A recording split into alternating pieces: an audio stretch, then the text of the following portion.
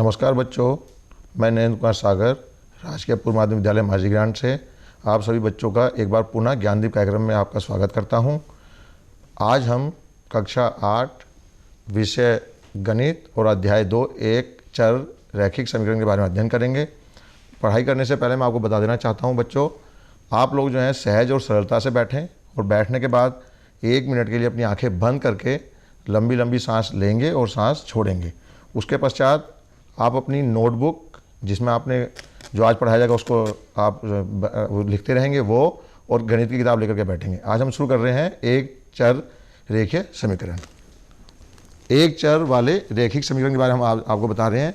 इसमें है अचर राशि, सबसे पहले आती है। अचर राशि वे राशियाँ होती है बच्चों जिनका मान क्या होता है, निश्चित होता है। निश्चित का मतलब जिनका मान निश्चित होगा, जैसे 1, 2, 3, 4, 5, 6 एंड सो। इनका मान निश्चित होता है। यदि मैंने आपके सामने बोल दिया कि 1 उंगली, तो बच्चों ये 1 उंगली है। जैसे हमने कहा 1 पेन, तो ये 1 पेन है। इसी प्रकार वे राशियां जिनका मान निश्चित होता है उनको हम अचर राशि कहते हैं। अचर राशि को हम अंकीय राशि भी कहते हैं। जैसे अंक हैं, सारे अंक हैं, तो इनको हम अंकीय राशि भी कहते हैं। अब उसके बाद आता है बच्चों चर राशि। चर राशि, अब चर राशि के बारे में आपको हम बताते हैं। चर राशि किसे कहते हैं? चर राशि क्या होती है? इनका मान बच्चों अनिश्चित रहता है, बदलता रहता है। कभी कुछ मान होगा इनका 1, कहीं पे इनका मान 2 हो जाता है, कहीं पर इनका मान 3 हो जाता है, तो इनको हम बोलते हैं चर राशि। इनका मान सदैव अनिश्चित रहता है और समय समय के अनुसार इनका मान बदलता रहता है। इनको हम दूसरी भाषा में बीजीय राशि बोलते हैं, और इनको हम जब दर्शाते हैं उसके लिए हमारे पास वो होता है A, B, C, P, Q, R और X, Y, Z। हम इनको इस तरह से क्या करते हैं, चर राशि को दर्शाते हैं। इनका मान क्या होता रहता है, बदलता रहता है। उसके बाद बच्चों अब आता है हमारे पास व्यंजक।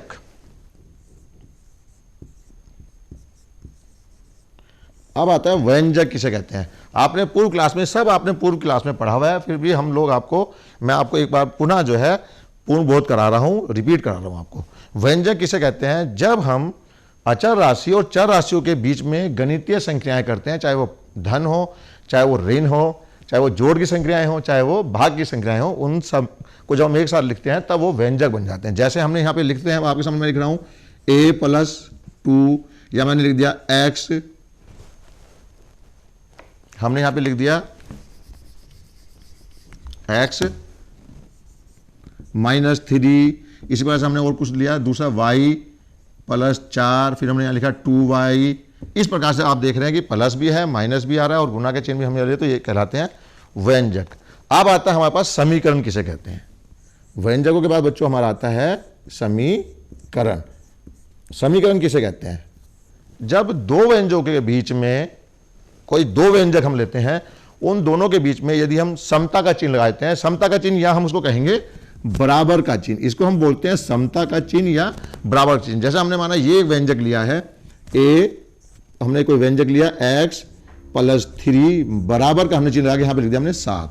तो आप क्या देख रहे हैं, 2 व्यंजक हैं, एक व्यंजक ये हो गया हमारा, इसके बीच में क्या है, बराबर का चिन्ह लग रहा है, तो ये कहलाता है हमारा समीकरण कहलाता है। ये हमारा समीकरण कहलाता है। और भी इसी प्रकार और समीकरण हो सकते हैं। 2A² + 2A+3 = 5। ये भी क्या हो गया, हमारा एक प्रकार का समीकरण बन गया। अब इसके बाद हमारे पास आता है, ये हमारे पास समीकरण हो गए। अब हम इसके बाद पढ़ेंगे रैखिक समीकरण किसे कहते हैं। रैखिक समीकरण के बारे में हम अध्ययन करेंगे बच्चों। ध्यान से आप लोग यहां देखते रहें, जिससे आपको ध्यान भी रहेगा, पता भी चलता रहेगा कि आपको हम क्या पढ़ा रहे हैं, जिससे आपको समझने में कोई भी परेशानी नहीं होगी बच्चों। अभी मैंने आपको बताया समीकरण के बारे में बताया, अब हम बता रहे हैं रैखिक समीकरण क्या होता है। अब आपके सामने बच्चों एक ये लिखा हुआ है समीकरण, हमने यहाँ पे लिखा हुआ था 2A² + 2A+3 = 5 या बराबर 5। अब हम यहाँ क्या देख रहे हैं बच्चों, ये एक समीकरण तो है परंतु ये रैखिक समीकरण नहीं है। रैखिक समीकरण के लिए क्या होता है, हमेशा आपने ध्यान रखना है, रैखिक समीकरण उस समीकरण को बोलते हैं जिसमें चर राशि की जो घात होती है, घातांक जो होता है चर राशि का जो घात होती है वो 1 होती है। यानी कि ये पूरा समीकरण तो है परंतु चर, यदि हम रैखिक समीकरण को लेंगे तो ये हमारा रैखिक समीकरण कहलाएगा। क्यों? क्योंकि यहाँ पे चर राशि का प्रयोग हो रहा है A, और इसकी जो घातांक है यहाँ पर क्या है, 1 है। जहां पर कोई भी वो नहीं होती संख्या, वहां पर हम कितना मानते हैं, एक मानते हैं। ये हमने पूर्व क्लास में भी पढ़ाया था आपको। तो इस प्रकार से रैखिक समीकरण जिस प्रकार से ये हमने लिखा x + 3 = 5, 2y + 5 = 10, ये सब क्या हमारे रैखिक समीकरण है, क्योंकि यहाँ पे x = 1 है, यहाँ y यहाँ पे 1 उसकी घातांक है, इसलिए इसको क्या बोलते हैं, रैखिक समीकरण कहते हैं। अब हमारे पास रह गया है एक चर। देखिए हमने रैखिक समीकरण आपको बता दिया, समीकरण और रैखिक समीकरण बताया। अब हमें पता है एक चर। अब एक चर वाले क्या होते हैं, एक चर वाले रैखिक समीकरण उन्हें बोलते हैं हम, अब आप ध्यान से देखते रहना बच्चों, एक चर वाले रैखिक समीकरण किसे कहेंगे।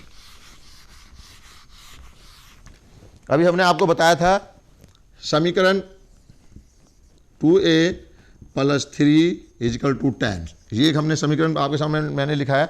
अब आता है एक चर वाले रैखिक समीकरण क्या होंगे, जहां पर चर, एक ही चर का प्रयोग किया जाएगा, उसको हम जो है क्या बोलेंगे, एक चर वाले रैखिक समीकरण बोलेंगे। वैसे तो समीकरण ये भी हो जाता है, हमारे पास बन जाएगा कि 2a + b + 3 = 10, ये भी एक समीकरण है। परंतु यहां पे क्या है, चर राशि जो है, चर राशि दो प्रयोग हो रही है, एक a और एक b, अलग अलग राशि हैं दोनों जो है अलग अलग चर हैं, और दोनों चर अलग अलग होने के कारण इसको हम एक चर नहीं कह सकते। एक चर वही होगा जिसपे एक ही चर का प्रयोग हो जाए। जैसे ये हमने लिखा, चाहे तो हम इसको इस तरह से लिख सकते हैं 2x + 3 = x और +7, हम इसको इस तरह से लिख सकते हैं। अब यहां पे दो बार तो प्रयोग हो रहा है चर का, परंतु वो एक ही चर है, यहां पर भी x है और यहां पर भी x है। आप देख रहे हैं दोनों जगह एक ही x का प्रयोग हो रहा है, एक ही चर का प्रयोग हो रहा है, इसलिए इसको हम कह सकते हैं चर, एक चर वाले रैखिक समीकरण। समझ में आ गया आपको, क्योंकि एक ही चर का प्रयोग करना है, यहां पे हो रहा है, एक बार यहां हो रहा है, एक बार यहां, तो इसलिए इसको कहते हैं हम एक चर वाले रैखिक समीकरण। अब हम आते हैं समीकरणों का हल। अब आप पढ़ेंगे बच्चों समीकरणों का हल।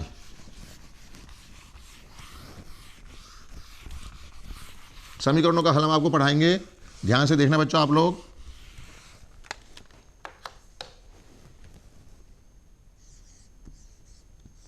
समीकरणों का हल। अब समीकरणों का जो हल हम जब कर रहे हैं, इसमें हमने एक बात ध्यान देनी है कि समीकरणों का हल हम जब कर रहे हैं तो इसमें वो समीकरण हम पहले हल करना सीखेंगे जिसमें चर एक तरफ हो।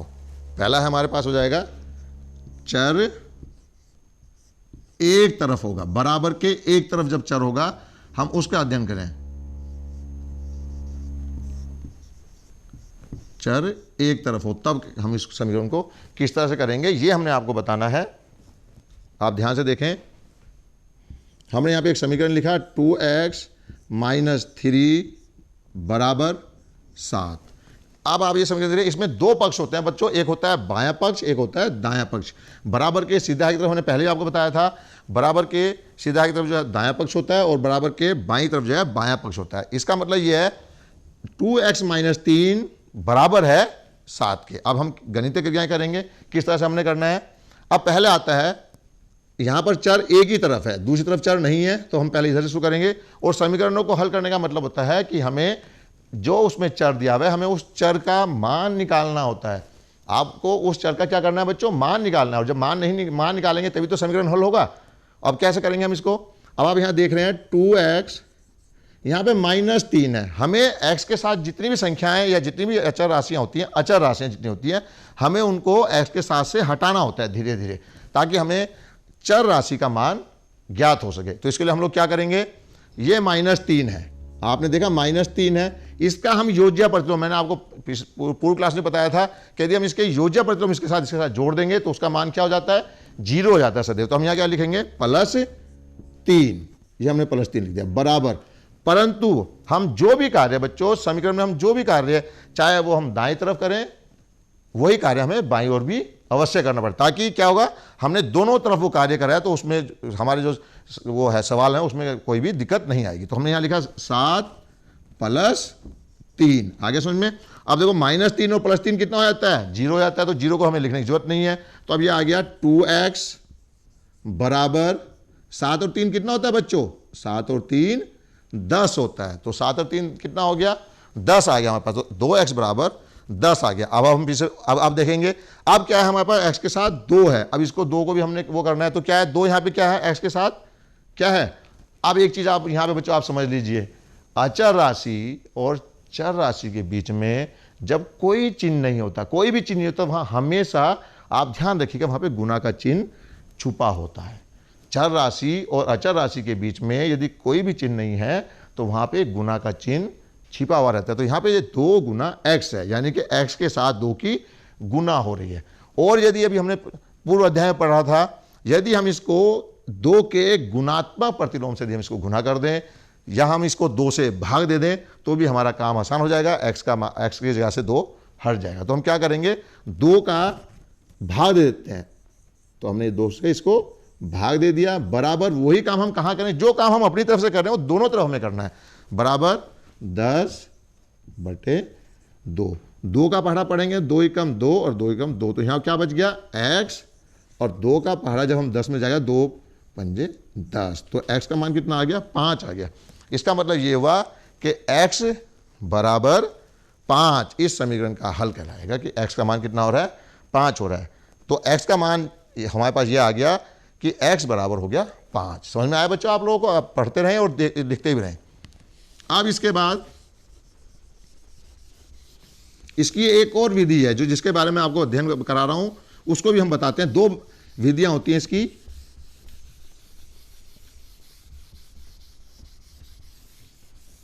और बच्चों ध्यान रखना, आपकी किताब में अध्याय 2.1 में इस तरह के सवाल हैं, आप उनको अवश्य अपनी कॉपी में जरूर करेंगे और करने के बाद अपने गुरुजनों को, अपने घर में छोटे, अपने घर में बड़े भाई और माँ बाप को अवश्य आप दिखाएंगे। अब आता है इसका दूसरा विधि। अब हम इसकी बता रहे हैं सेकंड मेथड, जिसको हम बोलते हैं दूसरी विधि।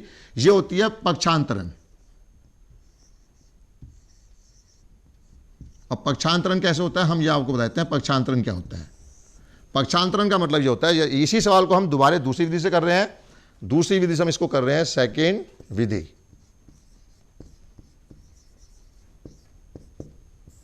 हमारे पास ये था समीकरण, हम दोबारा वही लिखेंगे 2x - 3 बराबर 7। अब आता है पक्षांतरण किसे कहते हैं।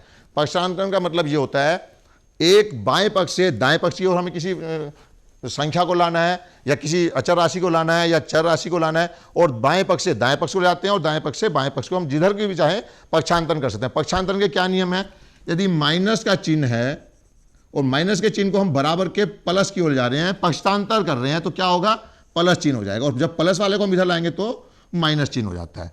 इसी प्रकार गुना का चिन्ह है, यदि गुना के चिन्ह को हम बराबर के उस तरफ ले आ रहे हैं तो क्या हो जाएगा, भाग का चिन्ह हो जाएगा। जब हम इस ले जाएंगे तो भाग का चिन्ह हो जाएगा, और जब भाग से इधर आएंगे तो ये माइनस का चिन्ह हो जाता है। ये आपका नियम है, दोनों तरफ से ये प्रयोग होता है। यदि हम धन की संख्या को इधर से उधर जाएंगे तो माइनस आएगी, माइनस की संख्या को इधर से उधर जाएंगे तो प्लस हो जाता है। अब यहां पर हमारे पास क्या है, 2x, यहां पे -3 है।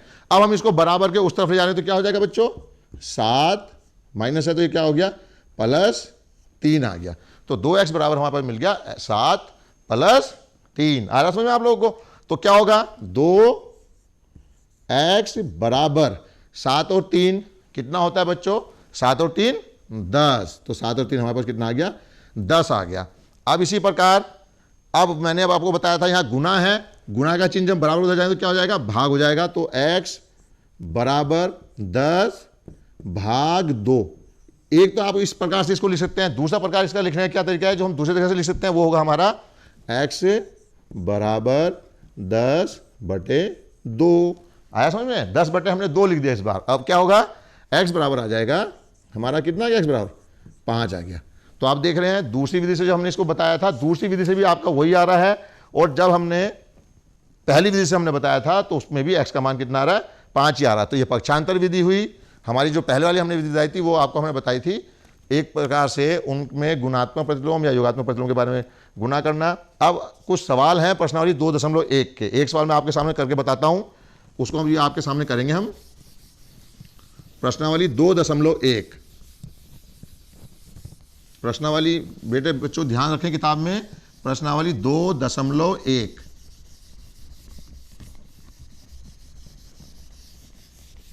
प्रश्नावली है हमारी 2.1। 1। 2.1 प्रश्नावली बच्चों किताब में है आपके। इसका पहला सवाल मैं बताता हूं आपको। माना कोई सवाल है हमारे पास 6 बराबर z प्लस 2, ये एक सवाल है बच्चों। ये सवाल मैंने इसलिए लिया है, आपकी किताब में ये सवाल तीसरा सवाल होगा, 2.1 प्रश्नावली का तीसरा सवाल है। ये तीसरा सवाल है 2.1 प्रश्नावली का। ये मैंने इसलिए लिया, अब आप देख रहे हैं कि यहां पे दाएं पक्ष की तरफ जो है चर राशि है और बाएं पक्ष की तरफ क्या है, अचर राशि है। तो हमें घबराने की कोई जरूरत नहीं। जब इस तरह के सवाल आते हैं इसमें घबराना नहीं चाहिए। हमें कुछ नहीं करना है, हम इसको इस तरफ लिख सकते हैं और इसको उधर ले जाकर हम लिख सकते हैं। तो क्या इनके हम पक्ष बदल सकते हैं। हमने यहाँ लिख दिया x प्लस 2 बराबर 6। हम इसको इस तरह से भी सवाल को हल कर सकते हैं। तो देखिए कैसे करेंगे अब हम। तो यहाँ z, अब ये प्लस 2 है, पक्षांतर कर रहे हैं तो बराबर कितना हो जाएगा 6 माइनस 2, क्योंकि प्लस का चिन्ह जब बराबर के उस तरफ जाएगा तो माइनस चिन्ह होगा। और एक बात का इसमें हमेशा ध्यान रखना बच्चों आपने, जब बाएं पक्ष से दाएं पक्ष की कोई भी संख्या जाएगी या कोई भी संख्या जाए या कोई भी चर राशि जाए, वहां पर जो संख्या पहले से है वो उसके बाद ही जाएगी, उसके बाद ही लिखी जाएगी और चिन्ह सहित लिखी जाएगी। जैसे यहां पे 6 पहले से था, हमने 2 हम उधर ले गए तो हमने इसको 6 के बाद ही लिखा है, पहले नहीं लिखा हमने। ये बात भी ध्यान रखना आपने। तो ये हो गया z बराबर 6 में से 2 गया, कितना आ गया 4। तो हमारा ये आंसर हो गया, यानी कि इस समीकरण का हल हो गया कितना, z बराबर 4। इस समीकरण का हल आ गया। अब आपको कुछ सवाल दे रहे हैं हम घर के लिए, जो आपने करने हैं।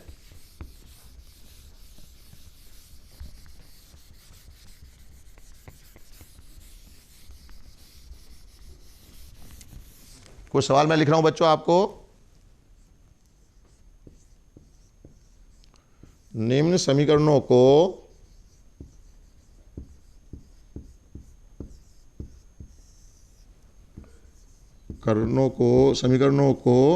हल कीजिए, या अपने घर में अभ्यास करना है, प्रैक्टिस करनी है, जिससे आपको पता चल जाए कि आपको कितना आता है। पहला सवाल है x माइनस 3 इजिकल टू 9, ये पहला सवाल है। दूसरा होगा 2a प्लस 4 इजिकल टू 10। तीसरा है x माइनस 8 इजिकल टू 3। चौथा है 2y माइनस 4 इजिकल टू 10। ये आपको 4 सवाल मैं दे रहा हूं अभ्यास के लिए, आप इनको घर से करेंगे और 2.1 प्रश्नावली के सवाल आप घर से करेंगे। अब अगला हम करते हैं, अब इसका अगला टॉपिक है बच्चों हमारा, जब चर दोनों तरफ हो। दोनों तरफ का मतलब बाएं पक्ष में भी हो और दाएं पक्ष में भी हो। जब चर हमारा बाएं पक्ष में भी होगा, दाएं पक्ष में भी होगा, तो उन सवालों को हम किस तरह से करेंगे ये अब हम पढ़ाएंगे आपको, कि जब चर दोनों पक्षों में हो। जब चर, अब यहां एक तरफ वाला हमने बताया था, अब हो जाएगा दोनों तरफ हो। चर दोनों तरफ हो, यानी कि बाएं पक्ष की तरफ भी चर होना चाहिए और किधर, दाएं पक्ष की तरफ भी जो है चर होना चाहिए। तो इसका सवाल है 2x, एक मैं आपकी किताब से करा रहा हूं, 2x माइनस 3 इजिकल टू हो जाएगा x प्लस 7। ये हमारे पास एक सवाल आता है। अब इन सवालों को जहां पे चर दोनों तरफ होते हैं तो किस तरह से करेंगे, इनको हल करने का तरीका बच्चों वही है, हमने पक्षांतर विधि से इन सवालों को हल करना है। इसमें क्या होगा, सबसे पहले हम चर राशियों को एक तरफ ले जाएं, चाहे बाएं पक्ष की तरफ ले जाएं चाहे दाएं पक्ष की तरफ ले जाएं, उसके बाद फिर अचर राशि को हम एक तरफ ले जाते हैं। तो सबसे पहले हमने क्या करना है, सबसे पहले हमने x है वहां पे, देखो हमें दाएं पक्ष वाले x को बाएं पक्ष की ओर लाना है। तो आप ध्यान से देखिए कैसे लाएंगे, 2x माइनस 3 ऐसी रहेगा, ये x है, x के आगे कोई चिन्ह नहीं है। हमने पहले बताया था आपको, पूर्व क्लास में बता रखा है हमने, पूर्व अध्याय में बताया था, जहां पर कोई भी चिन्ह नहीं होता है वहां पे क्या चिन्ह होता है, प्लस का चिन्ह होता है। हाँ बच्चों ध्यान रखना इस चीज का, तो प्लस का चिन्ह है यहाँ पे। अब प्लस वाले चिन्ह को बराबर से हम इधर ला रहे हैं, पक्षांतर कर रहे हैं, तो कौन सा चिन्ह आएगा, माइनस चिन्ह। तो ये हो गया माइनस x और बराबर यहां कितना बच गया, 7 ही हमारे पास बच गया। तो माइनस x बराबर 7 यहां पर हो गया। अब हम यहां देख रहे हैं कि बाएं पक्ष में हमारे पास एक चर राशि या अंक या राशि है, अचर राशि 3 -3। इसको हम बराबर कहाँ ले जाएंगे, बराबर के उस तरफ ले जाते हैं। तो बराबर के हम उस तरफ ले जाएंगे तो देखिए कैसे ले जाएंगे, 2x, ये -x यहीं पे रहेगा, बराबर क्या हुआ, -3 है ये -3, इसको हम बराबर उस तरफ ले जाएंगे तो क्या हो जाएगा, 7 + 3। और ये आप ध्यान रखिएगा 7 + 3 आ रहा है, बाद में ही 3 उसके साथ के बाद में आएगा, ना कि हमने पहले लिखा, हमने बाद में ही इसको लिखा है। तो अब क्या हो जाएगा, अब एक चीज आप बच्चों बताता हूं मैं आपको, जहां पे कोई संख्या चर राशि के साथ यदि कोई भी अंक नहीं लिखा हुआ तो वहां पर एक अंक माना जाता है, एक अंक माना जाता है। अब क्या है, 2x और ये हो गया 1x, तो यहां पे ये हो गया 2x और -1x इसको मानेंगे, तो 2 में से 1x जाएगा, क्यों जा सकता है, क्योंकि 2 है और यहां x है, तो 2x में से 1x गया तो कितना आता है, x आता है। तो उसी प्रकार यहां पर हम करेंगे तो ये आ जाएगा x। एक बात आप यहां पे बच्चों विशेष ध्यान रखना, यदि 2x और -1 है इस तरह से लिखा हुआ है तो ये कभी भी नहीं हो सकता, इस तरह इसको हम इस तरह से नहीं घटा सकते हैं। क्यों, क्योंकि यहां पे चर राशि है और इस जगह पे चर राशि नहीं है, इसलिए यहां पर हम 2 में से 1 नहीं घटा सकते हैं, क्योंकि दोनों तरफ चर, दोनों जगह चर नहीं है। यहां पर चर, यहां पर भी चर है और वही चर है जिस चर को, जो चर यहां पर है वही चर वहां पर है, दोनों एक ही घात है, इसलिए हमने इसको घटा दिया। 2 में से 1 गया x, अंक घटाए हैं हमने, तो ये x आ गया, तो x बराबर 7 + 3 कितना हो गया, 10 हो गया, तो x बराबर हो गया 10। इसका मतलब ये हुआ कि x का मान 10 है। इस समीकरण को हल करने पे हमें पता चला कि इसका मान कितना है, 10 आता है। अब इसके बाद क्या होता है बच्चों, उत्तर की जांच भी करनी होती है कि बाएं पक्ष और दायां पक्ष, क्योंकि बराबर तभी आता है चिन्ह कि जब दोनों तरफ पक्ष क्या हो, हमारे बराबर हो। आपने लाला के हैं दुकान पे, आप व्यापार में गए, भी कभी गए सामान लेने, तो क्या होता है, जब वो तराजू का वर्जन जब दोनों पलड़ा बराबर हो जाता है तभी तो बराबर आता है। तो यहां पर भी वही चीज है। अब हम उत्तर की जांच करेंगे कि हमारा x बराबर 10 आया तो दोनों को संतुलित कर रहा है या नहीं कर रहा है। अब आप देखें बच्चों, आपके सामने अभी हम आपके सामने इसको करके दिखाते हैं, उत्तर की जांच। उत्तर की जांच,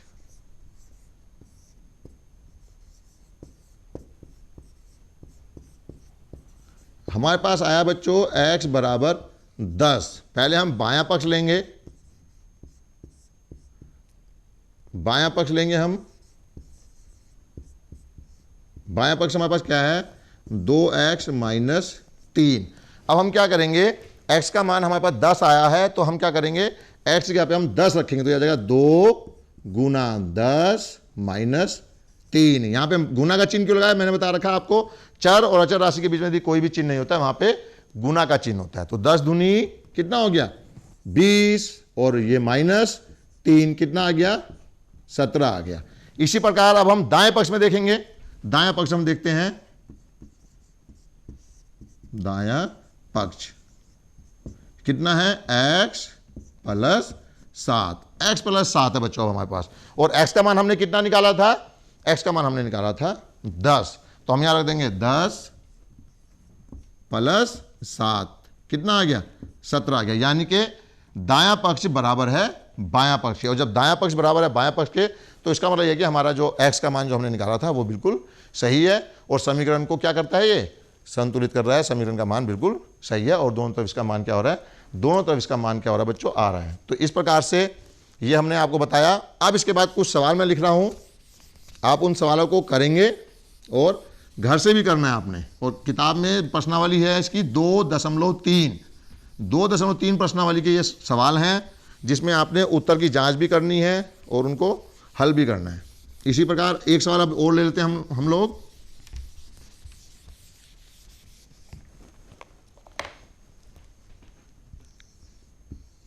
टू ए + 3 बराबर a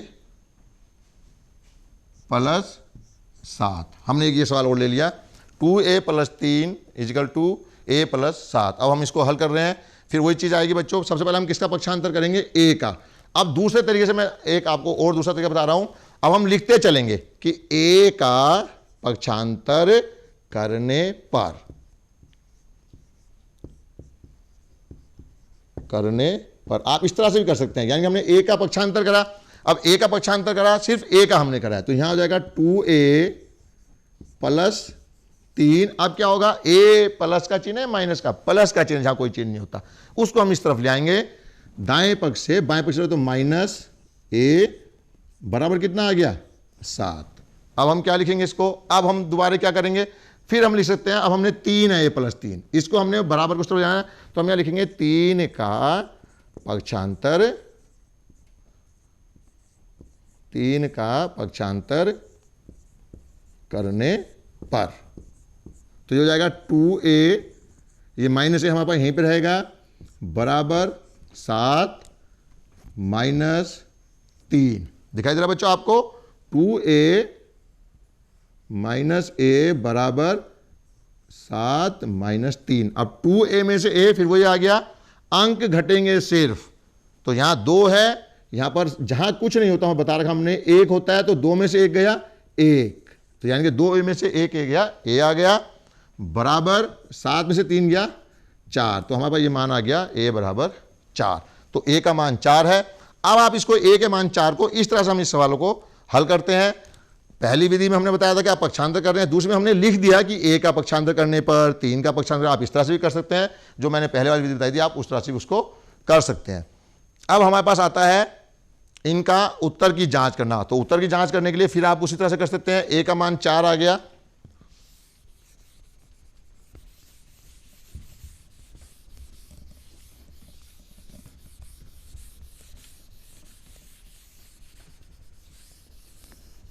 a का मान 4 आ गया।